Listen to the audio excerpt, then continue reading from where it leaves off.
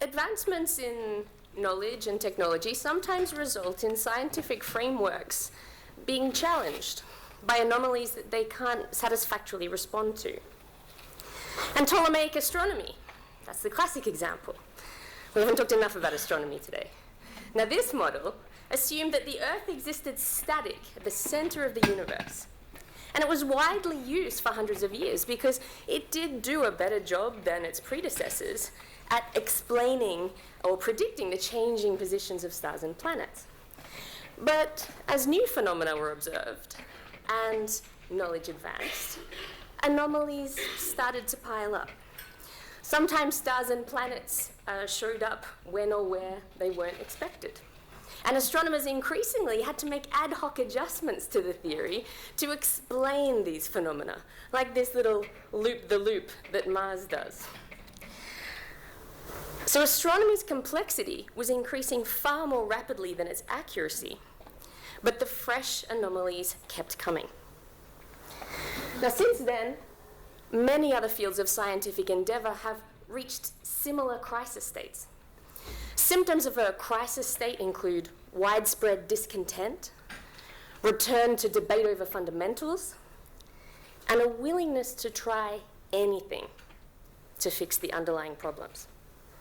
And giving us that now ubiquitous notion of paradigm shift, the philosopher Thomas Kuhn demonstrated that it's from these crisis states that we get new paradigms. And so, Copernican astronomy came to replace Ptolemaic, and so each of our other major scientific revolutions has taken place. Well, I reckon that copyright is entering one of these crises.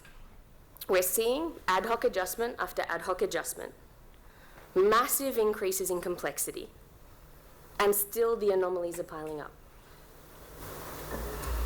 The current copyright paradigm, if we look at it objectively, it's leading to the loss of vast swathes of our cultural heritage. It's doing a pretty poor job of remunerating most creators. And it's, most bizarrely, it responds to the miracle of digital abundance by insisting on scarcity. In many cases, it's holding back progress, not furthering progress. And something that I think we all need to acknowledge is that in these increasingly polarized debates about what the law should be, all of us are angry. All of the sides, all of the stakeholders are angry because none of us are getting from copyright what we want. Kuhn tells us that when the old rules no longer define a playable game, it's time to make a new one. So that's what we're going to have a crack at this afternoon. This idea is what triggered a project that Kim Weatherall and I have been working on for the last couple of years, with a bunch of legal academics trying to answer this question. What would copyright look like if we could design it from scratch? Bearing in mind what we know about how and why people create, given the technological environment that now exists, what might it look like? So the resulting book that's coming out of that, we're hoping it's going to be published shortly, and I would encourage you all to read that. But of course, the perspectives of academic lawyers are just a tiny sliver of one side of this coin. And so all of us today are here because we've got skin in this game. And so our wrap-up panel is going to be throwing these questions open to broader debate. What might copyright law look like if you designed it from scratch? And we've invited 4 wonderful speakers from different backgrounds to join us to kick off this conversation, share some of their ideas about how we might solve some of the anomalies in the current paradigm. The buyers in the program, I'm going to leave them to speak for themselves, but very briefly we have Christy Dina speaking from a game designer's perspective, David Court speaking from his lengthy experience in the film industry, Stephen Young, recently retired University of Melbourne copyright officer and tech aficionado, and Pia Waugh. Now, though Pia is currently working at the Department of Prime Minister and Cabinet, she's here today in her personal capacity. Indeed, she's taken time out from her maternity leave to share her views on this. And she's going to be really questioning the current paradigm by highlighting its inability to respond to some of the more extraordinary recent technological developments. Remind us what we're losing under the current framework. And then, after those remarks, I'm going to throw to the floor. We want to hear all of your ideas. And just one last thing before we get started. Some of you might be wondering whether this is a complete waste of your time. You should have left after the brownies. Because given how incredibly difficult it is for us to get even incremental change, why are we even talking about these impossible ideas? But Krim tells us that paradigm shifts can only occur when a new theory emerges to replace the old. Ptolemaic astronomy, we saw, wasn't very satisfactory, but people were stuck with it until someone came up with something better. And so even though I acknowledge our usual day-to-day activities are about doing the best we can within the constraints that we've got, there is an important place for this kind of blue sky thinking as well. So my perspective here is to come in and look at the design of copyright from a game designer's perspective. Now, game designers, what they do is they look at systems and they look at behaviors, and they look at the relationships between those two things and see how we can actually tweak both of them for goals that we're both after. And I had as a prompt Rebecca's book, a great book, in which one of the issues that was continually posted in there was the tension between author interests and public interests, and that's obviously been spoken about here today as well. And it became very clear to me that that tension is something that we call in game design and also in economics a zero-sum game. Yeah. So basically that's the idea where one participant's gain is another participant's loss. And you can't have one without the other. And so the net outcome of that result is always zero. And that's a binary approach. An example in a game is poker. The person who wins the pot wins everyone's money that was in the pot and no one else wins. And so that has a particular psychological effect on the way people play. And one of the things that these zero-sum scenarios create is competition, because there can only be one winner in that scenario. Now, what we've noticed in game design, that as soon as you facilitate competition, there's other behaviours that emerge. So, for instance, I worked on a game for Cisco a few years ago, in which we were asked to do a training program for all of their global staff and create this game to get them to produce all this work. Now, previously the game had been designed to be cooperative, but then they wanted to put a reward in there, which then made it competitive. So one of the differences that happened when people were playing the game is beforehand they were sharing strategies to try and figure out the solution. As soon as competition came in, they started going private and not sharing any strategies at all. There was no discussion between all of the different parties. So withholding of information is a result of that competition. Other things is that the other people who are in the game are immediately seen as an enemy. There's someone who can take away what you actually want. There's also the potential for players undercutting and undermining each other. Playing fair becomes an issue, and cheating arises. And so it's sort of clear that the design is actually promoting certain behaviours. And so when I look at copyright from this perspective, I see embedded in it a notion of fear. That right from the very beginning, that someone will take it or I need to take it from someone else. And that is the beginning point. And we see that with the discussions, I think it was James earlier, geo-blocking, right? And the issues around that, like geo-blocking creates illegal use. It's one of the steps that happens there.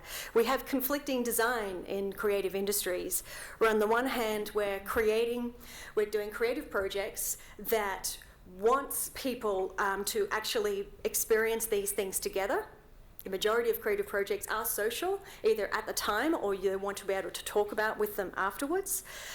They promote curiosity. They're designed using closure principles, where they're giving you a bit of information, but then you want to get the rest as quickly as possible for immediate rewards. So we have the design of the creative works there, but then we have these business models and distribution and rights that basically says you can't go with that. And the reason why we have obviously these distribution issues and rights is because money is tied up with siloing and actually blocking and controlling that content. So then, as I was going around and round trying to think up all the different alternatives for copyright there, I realized that you had already come up with a lot of the solutions that I was trying to come up with. And so the only way to break out of that was to actually change the nature of business models. Because copyright seems to be embedded with being about compensation and money. Creative works are paid by the outcome, by the end use. When people in this world need money in order to survive. Creatives need money to survive, but they also need money to create works. The only way that they can get paid is by the outcome of their use. As long as there are business models in there that privilege end use, I think there will always be problems around the nature of rights. So I thought, well, what if creators aren't actually paid for their outcomes, but the act of creation? These are just left of center thoughts in here. And that would, create a whole other lot of problems, of course, but it's a very different scenario. And this is, in fact, tied in more with some of the things that Ian was mentioning in terms of the relationship between rights and innovation. As soon as we tie up payment and rights with the outcome, we have to prove that it, I know as when I apply for funding and all that sort of stuff, we have to prove that it will actually work in order to get money, which means we can't take risks, which means it can't fall on its face, which means it can't be muddy and dirty, which is exactly what we need in order to innovate. We can't have the high stakes around the outcome and your livelihood being staked on that outcome in order for innovation to happen. So then the question is, what do we want? What are the behaviours that we want? And this has been touched on at some points today, but one of the things that we do want creators to want, from my perspective, is we want creators to share. We want creators to get their works out there. We want access to the works. So then we need a system that actually facilitates that. We want business models that actually support distribution and sharing, that actually enable that in a strong way, which means things like the Google linking is not a good idea, the idea of money behind that. But what if, even further, that creators didn't even have ownership? It's another left-centre idea, but in fact they were actually caretakers, taking this idea from our Indigenous roots, where there are certain people who actually are given the right and the duty to actually be caretakers for a while. And I think what's interesting about the caretaker idea is that can be the creator, but it can also be other people that care about it, which also could include the libraries in that. But the point is that there is an obligation to actually get it out there. So how do we actually get people to work together? One of the things that we do in game design is a few different techniques. We make sure that, an easy way is to create a common enemy, right? You see it in films all the time, like all of these worlds and nations are fighting against each other, but then suddenly the aliens come and we're all in it together, right? So what's the common enemy against all of the conflict between author and public and all of that tension? What is the common enemy there? We also have the idea of shared rewards, that everyone actually gets benefits at the same time.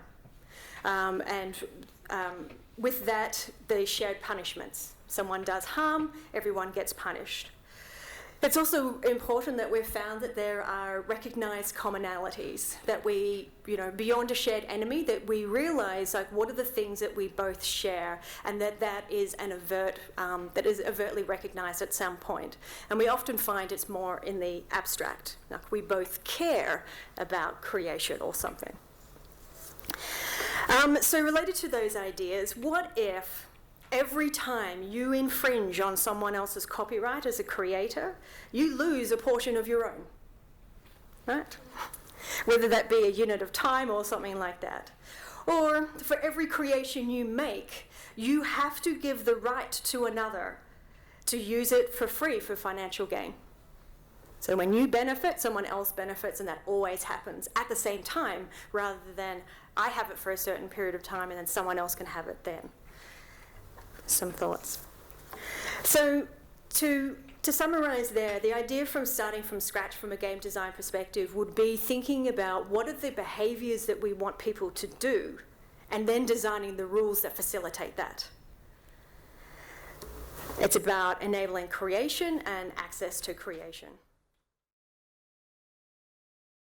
I'm really pleased to be here in this parallel universe, to borrow Bruce's term, where we're able to consider starting afresh, starting from nowhere. And there's two problems. I'm sure everyone's got their pet hate list of problems they'd like to solve if we could go back to ground zero. I've got two things I'd really like to try to address, and one of them's old and one of them's new. So the old one is, this goes all the way back to the Statute of Anne, in fact goes further back, but it's the conflation of author and publisher. And I'm going to use those terms, author and publisher, very broadly. I mean also filmmaker and distributor and musician and record company. But let's just say author and publisher. The conflation of these two, as though their interests were almost perfectly aligned, as though they were boats that rose together on the tide and fell together on the tide. Now, anyone who's been in the business knows that that is absolutely not the case, and that conflation is a source of constant confusion and frustration in the business. So that's one thing I'd like to get at.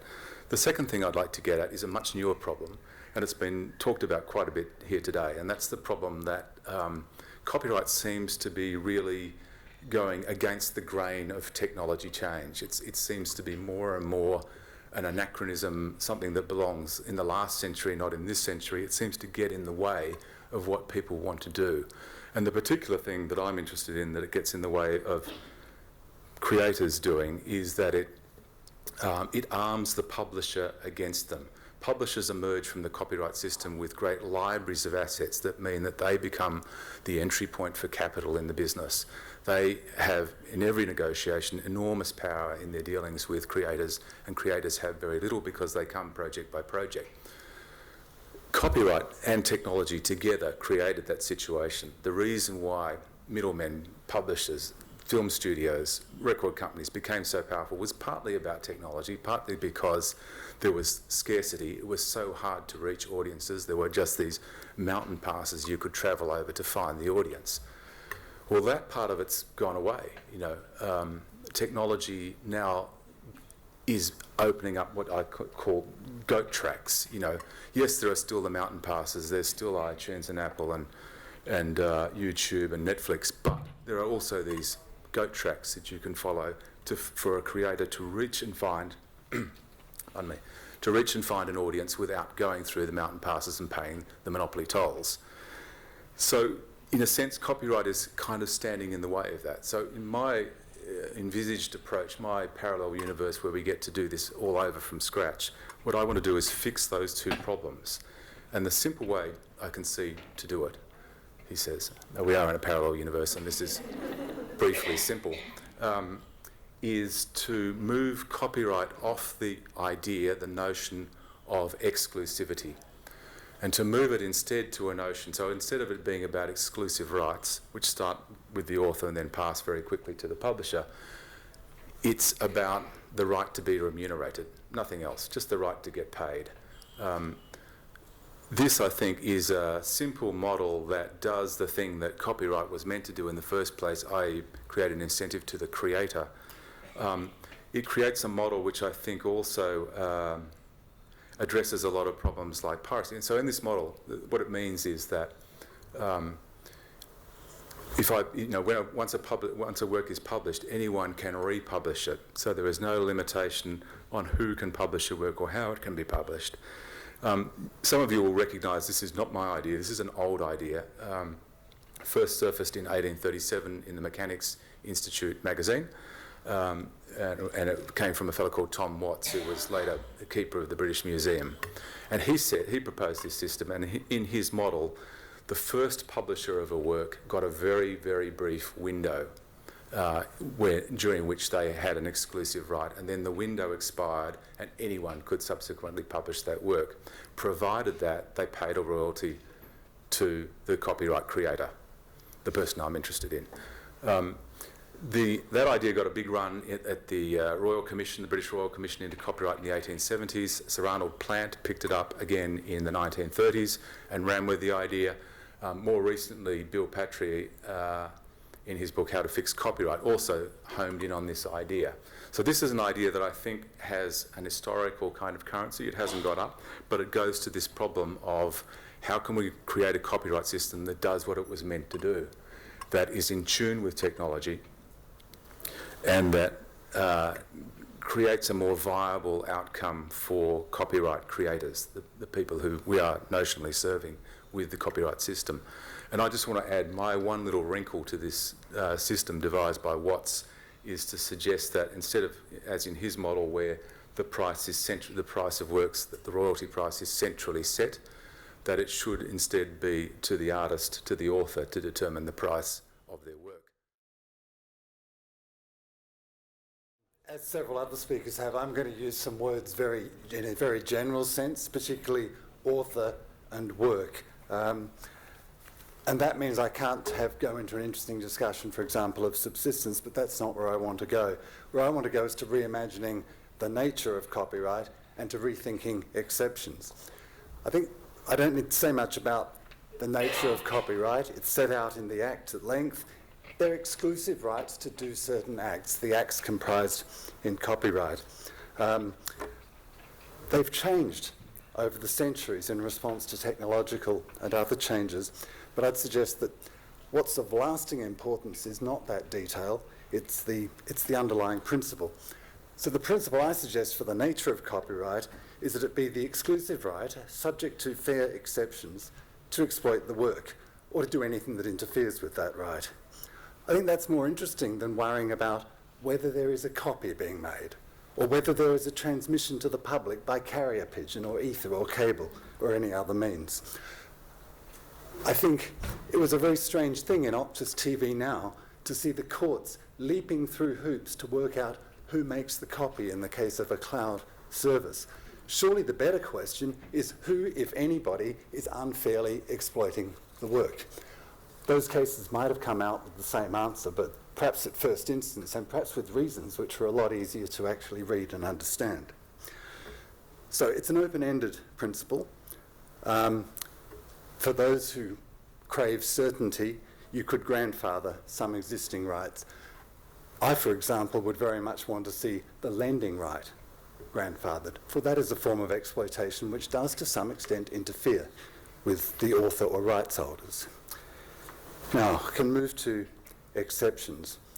We all know that there are many, many exceptions, and they're spelt out in enormous detail. Some are called fair dealing, others don't mention fair, but I think there's some kind of constant notion of fairness or reasonableness in play. For example, you can include a building in a film or a photograph because it would be absolutely unreasonable to expect filmmakers and photographers to avoid ever taking a photograph of a building without obtaining permission from the rights holder. Similarly, I think there's a very reasonable exception made for the backup of computer software. Why that exception does not apply to backing up your CD collection, I don't know. So, blue sky, optimism, parallel universes, and no need to worry about the art of the possible. I'd like to recast exceptions in a very general way, and I'm going to start with the Byrne three-step test. I'm going to take special case out, maybe limited, but I don't think to be reasonable or fair something has to be special, whatever that means. And what remains, I'd turn around by saying that any use of copyright material is allowed unless it unreasonably conflicts with the normal exploitation of the work, or it unreasonably prejudices the legitimate interests of the author. And I'm going with Byrne, not the Copyright Act Section 200AB, in referring to the author and not the rights holder in the second part of that test. Now, okay, appealing to reasonableness is a bit of a cop-out, but I've limited time and it is Friday afternoon. So to the criticism that I'm suggesting a crude sniff test or pub test, I would submit that the reasonable observer, who used to be called the reasonable man in the street, but we can't say that these days, the reasonable observer, assisted sometimes by legislative guidance, has a fairly distinguished history in resolving legal conflicts. One thing I would suggest is that in the case of works which have been made public, the unavailability of a licence on reasonable terms to do something would tend to make the unlicensed doing of that thing not an unreasonable conflict with normal exploitation. Use it or lose it. And I think use it or lose it would likely lead to voluntary licensing schemes, for example, including educational use. Because despite my background, I don't think that education or anyone else should get a completely free ride. Hi everyone, so I'm here as a geek, and the funny thing about geeks are we don't actually care about law so much, we just want to play, we want to do cool stuff. But unfortunately we end up having to get up and fight these fights because we get told no, over and over and over again. We're just trying to pioneer, in a lot of cases, a lot of ways of doing things, particularly in this crazy digital world, and we get told no. So one of the things I wanted to raise today is we need to rethink copyright, but we need to think IP more broadly. Historically, humans as a species, the reason we have evolved so rapidly to this point and beyond is because of cumulative learning. We create knowledge, we share knowledge, we rapidly evolve and adapt and build on top of the shoulders of giants of other people's knowledge. And over the last few hundred years, we've really shifted that and locked away a lot of knowledge and introduced this scarcity. We've introduced this scarcity of information because we went through a period of the high cost of production, but it's not high cost production anymore in a lot of cases. We have embedded these assumptions about intellectual property in myriad ways. Even if you look at the way that we measure innovation in Australia as an example, they measure innovation in a company by the number of patents it has, and it's another form of IP which is creating significant issues, particularly in the IT industry, and it certainly isn't a measure of innovation. But until you change how you measure something, that starts to drive funding and all kinds of other things. So we are stifling innovation by assuming a zero-sum game, and we're stifling evolution by locking up information and locking up knowledge, and we're driving greater inequality. We've always had a cooperative competition approach, and we're starting to lose that. We're creating this massive inequality between those who can get access to information and those who can't. Those who can get access are either those who can get access legitimately or illegitimately, but still, those who can get access and those that can't, huge gap.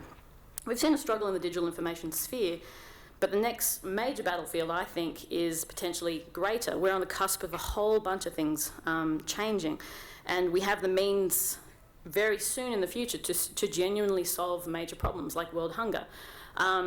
3D technology, 3D printing, I'm sure a lot of you have seen or played with, and there's some cool things coming out of that space. But imagine if you could combine that with nanotechnology. Imagine if you could put garbage into a hopper, it deconstructs at an atomic level, reconstructs new matter, prints something out.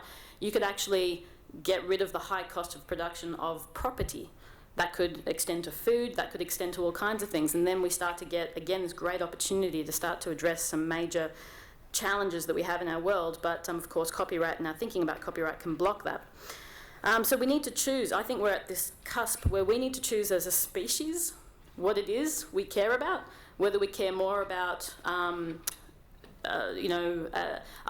particular business model which is based on some premises which are somewhat out of date, one would argue, or whether we actually want to evolve better. We can't continue to create this sort of inequality and then blame people who don't have access to information and to all these digital goods for not being able to move as fast as the rest of us. The other thing I think that's important to realise is that this isn't just about creative works. Is 70 years after death appropriate for Windows 3.11? We've gone through this with knowledge. I mean, Aaron Swartz, as I'm sure many of you would remember, he was at university, he logged in and he illegally downloaded lots and lots and lots of papers and then distributed them freely. And that created a lot of consternation at the time and a lot of arguments, and ultimately it ended in tragedy. But that's publicly funded knowledge locked up, which it blows my mind, and I'm at uni again now and it still blows my mind. So we have knowledge being locked up in terrible ways. But think about even beyond that, health. If you get a pacemaker today, or indeed a modern car, quite often they use wireless. Now, the first generation of cars and pacemakers and those kinds of things that used wireless use open wireless. You could log onto someone's pacemaker and change the rate of their heart rate and probably kill them if you want. And that was proven because the software wasn't open. And copyright was used as the argument of, no, you can't look at our code. So I saw a great lecture by a woman who was a programmer who had to get a pacemaker and wanted to see the code because she wanted to see if it had any bugs in it. Quite a reasonable thing. It's in her body. They wouldn't let her because of copyright. Now, so starting to realise that the way we think about copyright with regards to creators and that world, and then the fact that copyright is being used in systems that we trust, like democracy, elections, like health systems, like, all kinds of different systems, and we're trying to treat them the same way is a bit crazy. So models for the future, I think, first of all, starting to differentiate and realise that copyright is being used in all kinds of wacky ways that we never imagined in the first instance. Maybe we should start considering the ideas of charging for matter rather than, for individual pieces. We've already seen the software industry move from charging for software to charging for services. I think that a lot of things are moving down to the services model and charging for services rather than articles or rather than items or rather than creations per se. And that might be for the creation or the performance, but not for access. Information as a service is a wonderful idea, but of course then you get the cloud issues and it's sort of been hinted at, but because you may end up with issues, as we've seen with the university sector, where all the information is accessible through central points, but only if you're allowed access.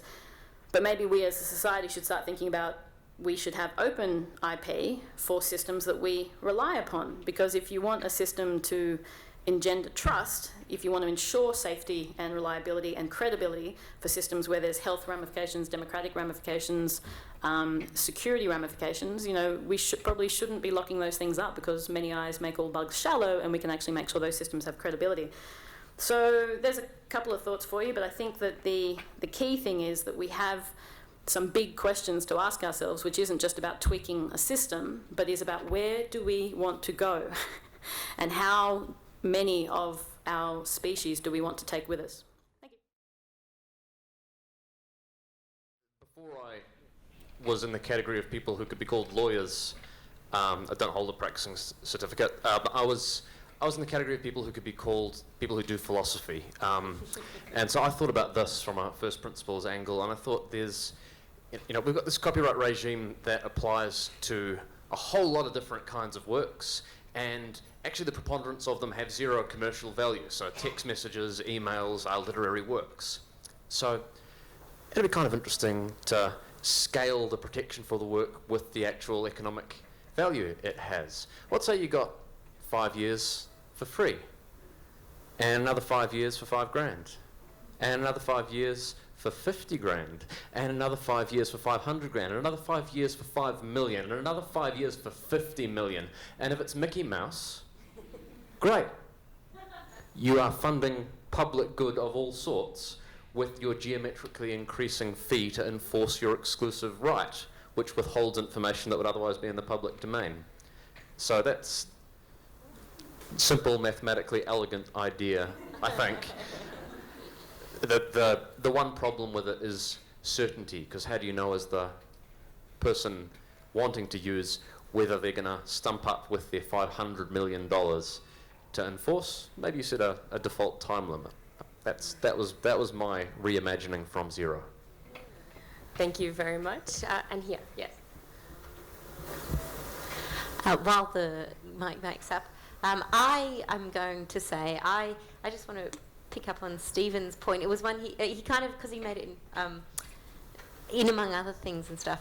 I love that turning the three-step test around, and I'm going to think about that more. Anyway, it may be a little bit less revolutionary than some of the others, but it seems like it could be really quite useful in debates that are going on at the moment.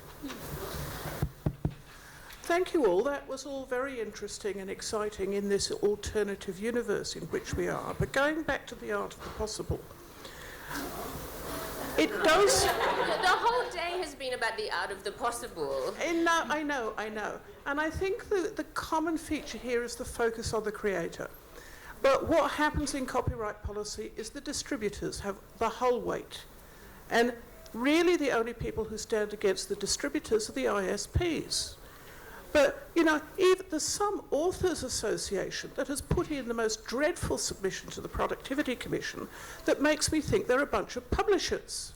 I don't know how they can so confuse their interests and the publisher's interest. But unless we can find a way to detach the publishers from being the people who speak in any government's ear, I don't care what colour the government is, we will never be able to get any of your brilliant ideas out of this alternative universe and into where I want to see them operate, the real world. So how do we do that? So this really goes back to what David was talking about, the lack of alignment between intermediaries' interests and creators' interests. And a lot of work is being done, I think, to show authors where that lack of alignment comes in. But creators are not obsessed with copyright like the rest of us. They just want to get their stuff done. They want to get their stuff made, and they don't care so much about these debates.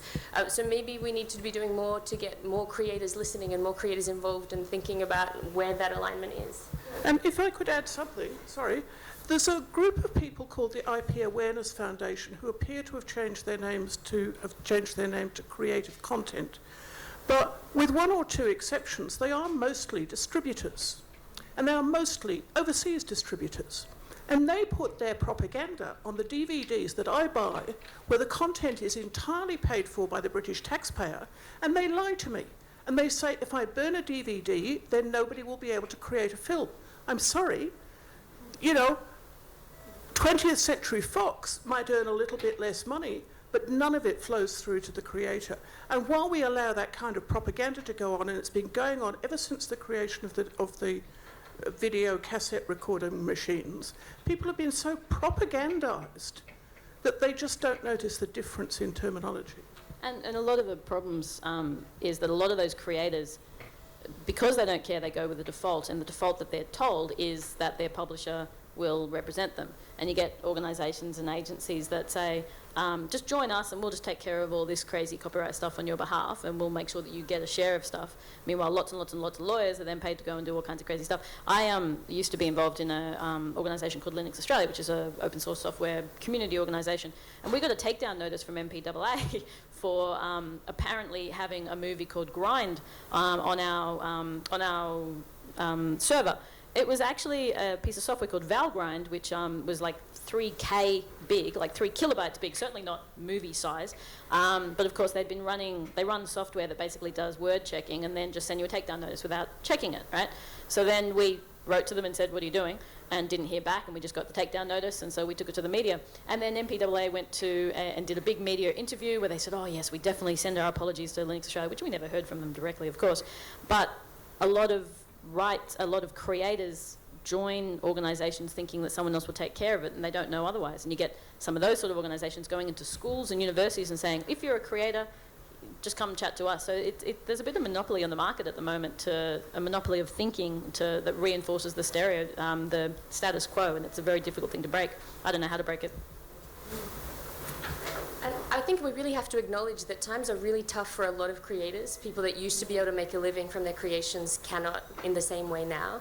And I know that they have a feeling, well, if copyright is good, then more copyright is better. And if they are told that, okay, somebody's trying to take your copyright away from you, then they feel squeezed even more. That's completely understandable. What the message we need to communicate is that copyright, in fact, is not a zero-sum game. That we can make the pie bigger for everybody if we're really smart about how we arrange the rights. That's the message we have to get out. And that they're getting robbed by the system. Thank you, Pia.